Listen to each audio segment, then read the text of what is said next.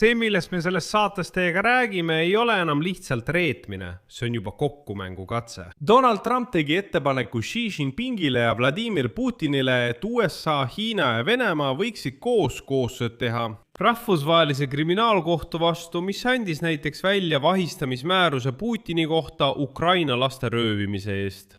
Samal ajal juhtus Euroopas midagi täiesti vastupidist. Ja kui vaadata neid kahte sündmust, siis annab see igasugusele lootusele hävitava hoobi, et Vladimir Putin kunagi selle sõja eest vastutab. Ja kui ta tõesti ei vastuta, siis aitab teda selles ilmselt Donald Trump, kes muide täna juba 3. korda pikendas ajutist sanktsioonide tühistamist Vene nafta suhtes. Ja siin meenub kohe tema enda märtsikuine ütlus, kui ta mainis, et see on ajutine. Tõenäoliselt muutub sanktsioonide tühistamine Venemaa vastu püsivaks, sest keegi ei saa isegi aru, mis tegelikult juhtus. Minu nimi on Aleksei Petši, arutame seda teemat koos. Aga kõigepealt palun teil tellida see YouTube'i kanal, panna like ja kirjutada ükskõik milline kommentaar. Ja enne kui alustame, hetk teie tähelepanu, sest see saade ilmub tänu platvormi Preply toetusele. See on Ukraina võõrkeelte veebipõhiste eratundide platvorm. Seal on umbes 100 000 õpetajat ja 90 keelt. See on ideaalne neile teist, kes näiteks elavad välismaal ja õpivad saksa, inglise, poola või ükskõik millist muud keelt. Ja mis on teie jaoks väga oluline? Praegu on neil esimesele tunnile 50% soodustus. Seetõttu on selle video kirjelduses link, millele klõpsates saate kohe 50% soodustust YouTube'i kanalilt Aleksei Petši. Aga meie liigume edasi saate juurde. Niisiis, kõigepealt toon teile lihtsalt 2 viimase nädala võtmesündmust, mis lihtsalt šokeerivad, sest kõik pööravad tähelepanu kõigepealt Trumpi ja Xi Jinpingi tippkohtumisele, siis Putini ja Xi Jinpingi kohtumisele, siis Lähis-Ida sõjale ja nii edasi. Kuid Ukrainale juhtus midagi veelgi olulisemat.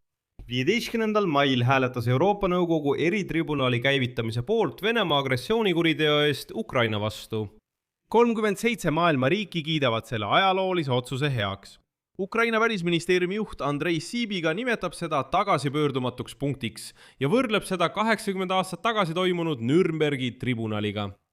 Madarmaad on juba nõustunud võtma vastu tribunali esimese faasi Vladimir Putini ja kõigi metsikute venelaste üle Haagis. Euroopa Liit on juba eraldanud isegi esimesed 10 miljonit eurot selle tribunali toimimiseks. Ja siin vaid 3 päeva pärast seda sündmust, 18. mail Rahandusministeeriumi sekretär. USA Scott Bessent avaldab postituse sotsiaalvõrgustikus X ja teatab, et Washington pikendab 3. korda ajutist sanktsioonide erandit Venemaa naftale veel 30 päeva võrra.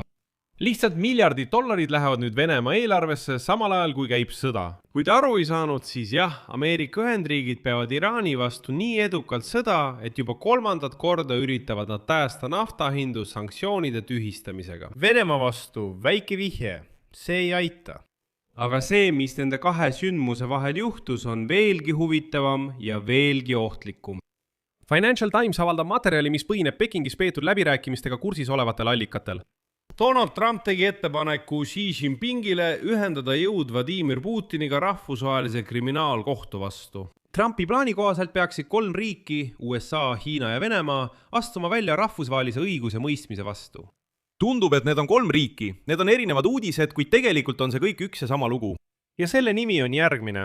Kui Euroopa üritab Vladimir Putinit kriminaalvastutusele võtta, siis Donald Trump loob temaga koalitsiooni tema kriminaalvastutusele võtmise vastu. Ja samal ajal tühistab sanktsioonid, mis pidid võtma temalt raha sõja jaoks.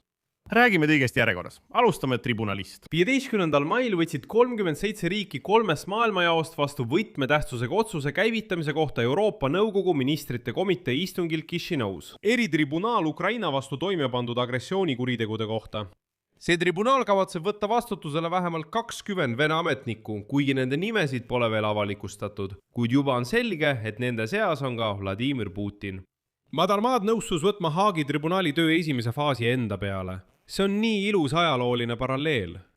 On ülioluline mõista, et see tribunal erineb rahvusvahelisest kriminaalkohtust, mis on juba andnud välja Putini vahistamismääruse. Erinevus seisneb kuriteo koosseisus. asi on selles, et RKK, rahvusvaheline kriminaalkohus, andis 2023 aastal välja Putini vahistamismääruse konkreetsete sõjakuritegude eest. See on Ukraina laste ebaseaduslik deporteerimine ja ümberpaigutamine. See on oluline. Aga see ei ole sama, mis vastutusele võtmine sõja alustamise eest. Formaalsetel põhjustel ei saa rahvusvaheline kriminaalkohus praegu Vladimir Putinit vastutusele võtta. Ega ka teisi räpaseid venelasi ei saa vastutusele võtta otseselt Ukraina sissetungi eest. Just selleks luuaksegi see eritribunal. Asi on selles, et erinevad sõjakuritegudest ja inimsuse vastastest kuritegudest, mille eest võib süüdistada ka tavalisi sõjaosalejaid mõlemalt poolt, agressioonikuritegusid saab süüks panna ainult riigi juhtkonnale, kes otsustas teise riigi ründamise kasuks. See tähendab, et see on otseselt Putini vastu. Patrushevi, Šoigu ja kõiki teisi, Lavrovi, Peskovi, Maša Zahharovat ja kõiki, kes osalesid otsuse tegemisel. Tegelikult on see isiklik vastutus sõja alustamise otsuse eest.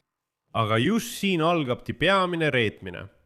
Mitte Venemaa poolt, neilt ei oodatudki midagi muud. Washingtoni poolt? Financial Times kirjutab, et Donald Trump pakkus tippkohtumisel Xi Jinpingiga välja USA, Hiina ja Venemaa koalitsiooni loomise rahvusvahelise kriminaalkohtu vastu. Ehk siis kohtu vastu, mis pidi sümboliseerima rahvusvahelist õiglust agressiooni eest Ukraina vastu. Kohe märgin ära, miks Trump tihkab rahvusvahelist kriminaalkohut, sest see on täiesti omaette lugu. Eelmisel aastal kehtestas Trump rahvusvahelise kriminaalkohtu enda vastu finants- ja viisasanktsioonid, kuna kohus kritiseeris ja võttis sihikule USA ja Iisraeli kodanikke. Valges majas rõhutati, et tsitaat, kohtul puudub jurisdiktsioon Ameerika Ühendriikide või Iisraeli suhtes, kuna kumbki riik ei ole Rooma statuudi osaline. Kuna kumbki riik ei ole Rooma statuudi osaline. See tähendab, et Trump kehtestas sanktsioonid rahvusvahelise kriminaalkohtu vastu sellepärast, et see ei sobinud talle. Nüüd pakub ta veel Hiinale ja Venemaale ühineda, et see kohus lõplikult hävitada. Ja nüüd olen kindel, ütlevad iisraellased, et justkui selle sama rahvusvahelise kriminaalkohtu poolt on ka Benjamin Netanyahu vastu välja antud vahistamismäärus kuritegude eest kaasas, aga nemad väidavad, et see on ebaseaduslik. Nad väidavad, et see vahistamismäärus on ilmselgelt ebaseaduslik. Aga kuidas teile tundub olla olukorras, kus teie kaitsjateks rahvusvahelise kriminaalkohtu vastu on Vladimir Putin ja tema ametnikud koos Donald Trumpi ja Xi Jinpingiga? Mõelge selle peale. Ja nüüd selle loo kolmas osa. Raha. Sest nagu te mõistate, ilma rahata muutub kogu see lugu tribunalist ja õigusmõistmisest lihtsalt ilusaks retoorikaks. 18. mail, täpselt 3 päeva pärast otsust tribunali kohta Euroopas, teatab USA rahandusminister Scott Bessent, tsiteerin, USA rahandusministeerium annab välja ajutise 30-päevase üldlitsentsi, et anda kõige haavatavamatele riikidele ajutine võimalus pääseda ligi Venemaa naftale, mis praegu asub merel. See laiendus annab täiendava paindlikkust ning me teeme nende riikidega koostööd erilubade väljastamiseks vastavalt vajadusele. See üldlitsents aitab stabiliseerida nafta füüsilist turgu ja varustada naftaga kõige energiasõltuvamaid riike. No tõelised altruistid aitavad vaesemaid riike. Kas teate, kes on täna Venemaa nafta peamised ostjad? Hiina, India, Aasia riigid.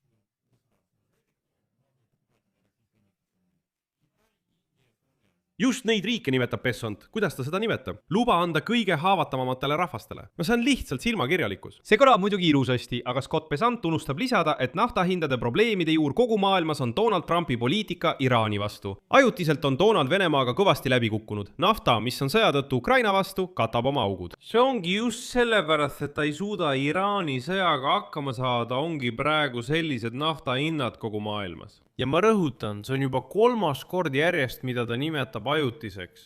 Ja see sama Scott Bessent ütles märtsis, kui ta esimest korda neid litsentse väljastas. Kuulge ei, see on ajutine. See on 30 päevaks, me ei pikenda seda mingil juhul. Ja ta ütles ka, et Venemaa ei teeni selle üldlitsentsiga üldse midagi. Teie, et pakkuda kõige haavatavamat naftat. Tuleta meelde, et esimene pikendamine oli 12 märtsil, teine pikendati aprillis kuni 16 maini ja 3. kuulutati välja 18. mail. See on selline ajutine sanktsioonide tühistamise pikendamine. Aga vastavalt rahvusvaheliste suhete nõukogu andmetele andis rahandusministeerium täpselt tsiteerides Venemaale ajutise üldlitsentsi, et pakkuda haavatavat. On päevas. samal ajal on sanktsioonide tühistamine Venemaa vastu väga populaarne Indias, Indoneesias ja teistes Aasia riikides, kes kaotasid mais. Täpselt päev pärast tribunali otsust teatab rahandusminister Scott Bessent, tsiteerin: rahandusministeerium annab välja, et pakkuda kõige haavatavamale. Kaasam nõudis nendelt samadelt riikidelt, et nad lõpetaksid Vene nafta ostmise. Kuid hiljem, rõhutan veel kord, ebaõnnestus ta lihtsalt sõjas Iraaniga. Ja ette rutates, arutame seda järgmises saates üksikasjalikumalt. Täna teatas Trump, et väidetavalt kavatses ta juba täna 19. mail minna 3 päevaks Pärsia finantstribunalis Scott Bessentiga, kuid teda veendi ümber. Selgus, et seal ei saanud keegi üldse aru, millest jutt käib. Tsitaat. Trump juba ütleb, et kui midagi, siis ründame reedel. 20 mail siis juba ründame. Tal oli see täna plaanis. Annab ajutise päevase litsentsi, et pakkuda kõige haavatavamale ajutiselt Vene naftale, mis on merel. Täpselt 3 päeva pärast, reedel, ründame. Ja veel, Trump teatas, et USA-s ebapopulaarne sõda Iraani vastu saab peagi populaarseks. Ta ütleb, ameeriklased on idioodid, nad lihtsalt rahaliselt. Ta ütleb, mille nimel see kõik on, kogu tsitaat. Sõda ja rahandusministeerium ütleb, et see peab olema populaarne. Ajutiselt ütleb, et pakkuda kõige, vaadake, te hakkate mind veel tänama ajutise nafta eest, mis...